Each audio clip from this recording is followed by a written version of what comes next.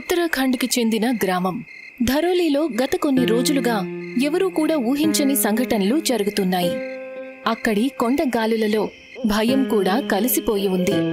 ఉన్నట్టుండి ఒక పిల్లాడు నిద్రలో అరుస్తాడు, పాము పాము, అది నన్ను మింగేస్తుంది, అమ్మా కాపాడు. భగవంతుడా, మళ్ళీ అదే కల. ఎప్పుడు ప్రతిరోజు ఇలాగే జరుగుతోంది. అసలు మన అబ్బాయికి ఏం జరిగింది? ఏం కాలేదు, ఏదైనా పీడకలు వచ్చి ఉంటుందేమో. చిన్నపిల్లలు ఇలాగే కదా అరుస్తుంటారు. లేదండి, ఇది కల కాదు, ఇది ఏదో అశుభ సంకేతం అనిపిస్తోంది. నువ్వు అవసరానికి మించి ఆలోచిస్తున్నావు. పడుకో. మరుసటి రోజు ఉదయం సర్పంచ్ ఎప్పుడైతే పొలానికి చేరుకుంటాడో అప్పుడు తన 2 ఆవులు కళ్లల్లోంచి రక్తం కారుతూ చనిపోయి ఉంటాయి. భగవంతుడా, ఏంటి ఇలా జరిగింది? నా కొడుకు గదికి వెనకాలన్న గోశాలలో కట్టేసున్న ఆవులు ఇవి. సర్పంచ్ వెంటనే వెనక్కి వెళ్తాడు. అప్పుడే తన ఊర్లో ఉన్న హరీష్ అనే యువకుడు తనకి ఎదురుపడతాడు. అరే సర్పంచ్ గారు, ఏమైంది? చాలా దిగులుగా కనిపిస్తున్నారు. హరీష్, ఏదో గందరగోళం ఉంది. నా కొడుకుకు ప్రతిరోజు పాము కలలోకొచ్చి భయపెడుతుంది. ఇవాళ పొలంలో నా 2 పశువులు చనిపోయున్నాయి. వాటి కళ్ళలో నుంచి రక్తం కారుతుంది. అలాగా, మీరింటికి వెళ్ళండి. నేను ఒక ముఖ్యమైన పని మీద నా పొలానికి వెళ్తున్నాను. నేను మీ ఇంటికొచ్చి కాసేపట్లో కలుస్తాను. ఈ విషయాన్ని మీరు అంత ఈజీగా తీసుకోకండి. నాకు దీంట్లో ఏదో గందరగోళం ఉందనిపిస్తుంది.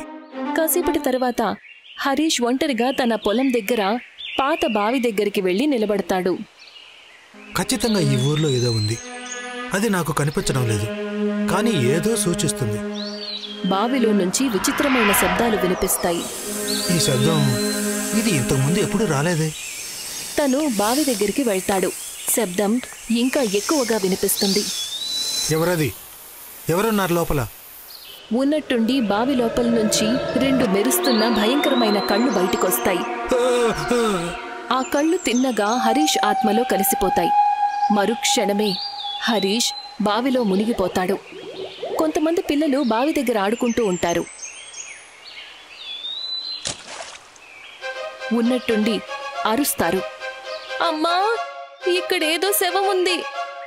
ఊరి వాళ్ళందరూ అక్కడికి వెంటనే చేరుకుంటారు. హరీష్ శవం బయటికి తీయడం జరుగుతుంది. అరే, ఇది హరీష్ కదా?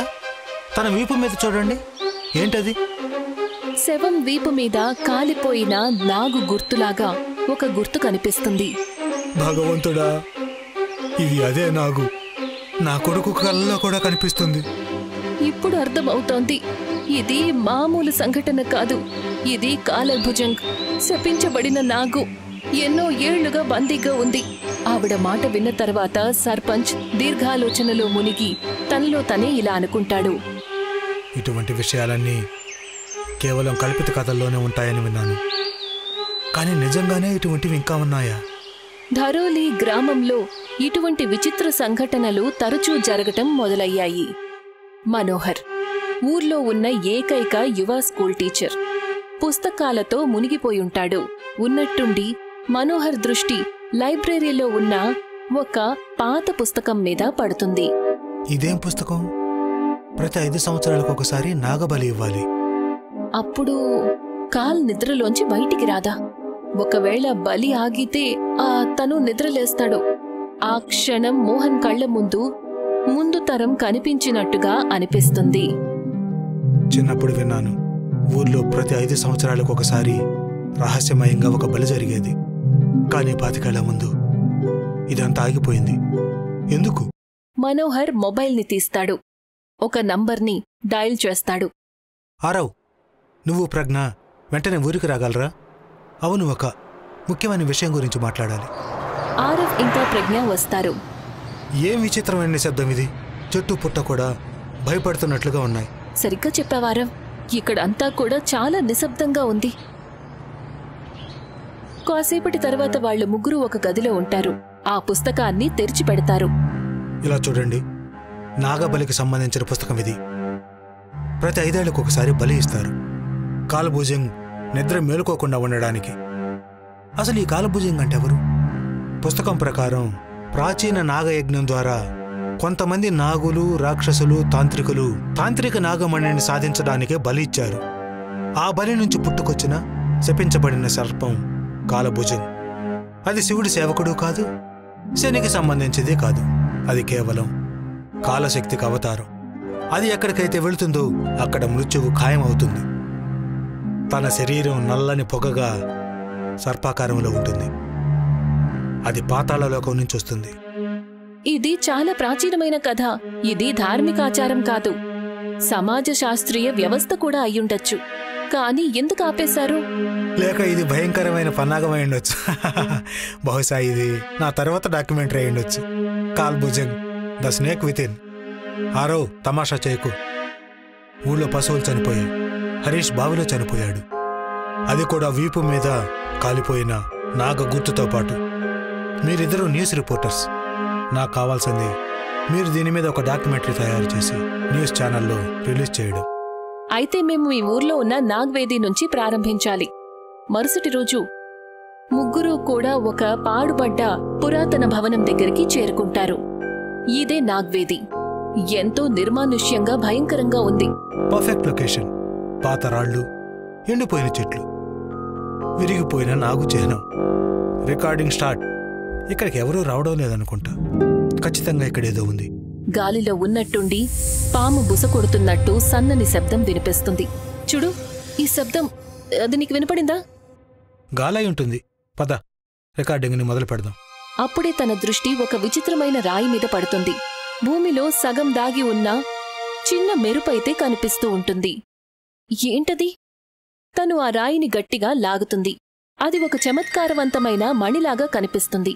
తను దానిని తీసుకుంటుందో లేదో అంతలోనే అక్కడ భూకంపం వస్తుంది. ఇంటికి వెళ్లగానే ఎవరో ఉన్నట్టుండి తలుపు కొడతారు. మనోహర్ ఎప్పుడైతే తలుపు తెరుస్తాడో అప్పుడు ఎదురుగా ఊరికి సంబంధించిన ఒక ఆవిడ నిలబడి ఉంటారు. నాకు ఇప్పుడే కొంతమంది చెప్పారు, నువ్వు పట్నం నుంచి వచ్చిన 2 వ్యక్తుల్ని నాగ్వేది వైపు తీసుకువెళ్లావని. అక్కడ నిశ్శబ్దం తప్ప ఇంకేమీ ఉండదు. నువ్వక్కడికి ఎందుకు వెళ్లావ్? మనోహర్ వణికిపోతూ గోగాబాయికి జరిగిందంతా చెప్తాడు. నువ్వు ఏదైతే రాయిని లాగావో అది ఒక మణి. నువ్వు కాల్భుజంకి స్వేచ్ఛాదారిని చూపించావు. మీరు దీని గురించి ఇన్ని విషయాలు ఎలా తెలుసుకోగలిగారు? మా నానమ్మ ఆఖరి నాగబలి పూజారి. ఆవిడే చెప్పారు, గుడిలోని గంట ముట్టుకోకుండా మోగితే, పాలు నల్లగా మారితే, నాగదేవత విగ్రహం దానంతటదే పడిపోతే తను మేల్కొన్నట్టే అనుకోవాలి. ఎప్పుడైతే మీరు నాగ్వేది నుంచి తిరిగొచ్చారో అప్పట్నుంచి ఊర్లో ఇదే జరుగుతోంది. ఆ రోజు రాత్రి ఉన్నట్టుండి ఊర్లో ఒక అమ్మాయి అరుస్తుంది. తన కళ్ళల్లో నుంచి రక్తం కారుతుంది. అరే, తన కళ్ళు! నా కూతురికి ఏమైంది? కాసేపట్లో ఆ అమ్మాయి ప్రాణం వదిలేస్తుంది. ఊర్లో ఆ అమ్మాయి రహస్యమయమైన మరణం తరువాత ధరోలీలో కాలం స్తంభించినట్టవుతుంది. మొత్తమంతా కూడా నిశ్శబ్దంగా ఉంటుంది. మీరందరూ నిజం తెలుసుకోవాలి. మనోహర్ నిన్న నాగ్వేదికి వెళ్లాడు. తనతో పాటు పట్నం నుంచి వచ్చిన స్నేహితులు కూడా ఉన్నారు. అందులో ప్రజ్ఞ అనే అమ్మాయి నాగ్వేది దగ్గర నుంచి ఏదైతే రాయి తీసుకొచ్చిందో అది మామూలు రాయి కాదు, అది కాల్భుజంగ్ మణి. ఆ మణి తనని నిద్ర నుంచి మేల్కొలుపుతుంది. అంటే ఏదైతే జరుగుతుందో అదంతా రాయి వల్లే జరుగుతుందా? అవును. ఇప్పుడు తను పూర్తిగా ప్రాణం పోసుకున్నాడు. ఇప్పుడు బలి మాత్రమే తన నాపగలదు. ఆ క్షణమే ఊరి సర్పంచ్ మనోహర్తో ఇలా అంటాడు, మనోహర్, ఏంటిదంతా? కానీ నా ఉద్దేశం అయితే తప్పు కాదు. నేను ఆరవని ప్రజ్ఞని ఎందుకు పిలిచాను అంటే, వాళ్ళు ఈ ఊళ్ళో జరుగుతున్న విచిత్రమైన సంఘటనల మీద ఒక డాక్యుమెంటరీ రాస్తారని. స్కూల్ లైబ్రరీలో నాకు ఒక ప్రాచీనమైన పుస్తకం కనిపించింది. అందులో రాసింది ప్రతి 5 ఏళ్లకి నాగబలి ఇస్తారు అని. దానివల్ల కాలభుజంగ్ పాతాళంలో బందీగా ఉంటాడట. నాకు గుర్తుంది, మా నాన్న ఈ ఊరికి సర్పంచ్గా ఉన్నప్పుడు ఆయనే ఈ బలిని ఆపించేశాడు. ఆయనకేమనిపించిందంటే ఇదంతా ఒక మూఢనమ్మకం అని. కానీ ఇప్పుడు అనిపిస్తుంది ఆయన నిర్ణయం తప్పు అని. మీరు మనోహర్ని తప్పుగా భావించకండి. గుర్తు చేసుకోండి, హరీష్ మరణం, నా పశువులు రహస్యమయంగా చనిపోవడం, ఇవన్నీ ఆరో ప్రజ్ఞ ఇక్కడికి రావడం కంటే ముందే మొదలయ్యాయి. ఏదేమైనా అందరం కలిసి ఎదుర్కొందాం. ప్రజ్ఞ గాఢ నిద్రలో ఉంటుంది. కాని ఉన్నట్టుండి తను కళ్ళు తెరుస్తుంది. ప్రజ్ఞ తనని తాను బావిలో ఉన్నట్టు అనుభూతి చెందుతుంది. అన్ని వైపులా చీకటిగా ఉంటుంది. నీళ్లు ఎంతో నల్లగా ఉంటాయి. అందులో అసలు నీడ కూడా కనిపించదు. ఉన్నట్టుండి నీళ్లల్లో అలలు వస్తాయి. అందులో నుంచి ఒక భయంకరమైన నల్లని నాగు బయటికి వస్తుంది. నేను తిరిగి వచ్చాను. ఇప్పుడు ఈ భూమి మీద కాలభుజంగం రాజ్యం ఏలబోతున్నాడు. ఈ ప్రపంచం నాశనాన్ని చూస్తుంది. దాని గురించి ఎవరూ ఊహించు కూడా ఉండరు. ఇక నా మొదటి బలి నువ్వే అవుతావు. ప్రజ్ఞ గట్టిగా అరుస్తుంది. తను వెంటనే కళ్ళు తెరుస్తుంది.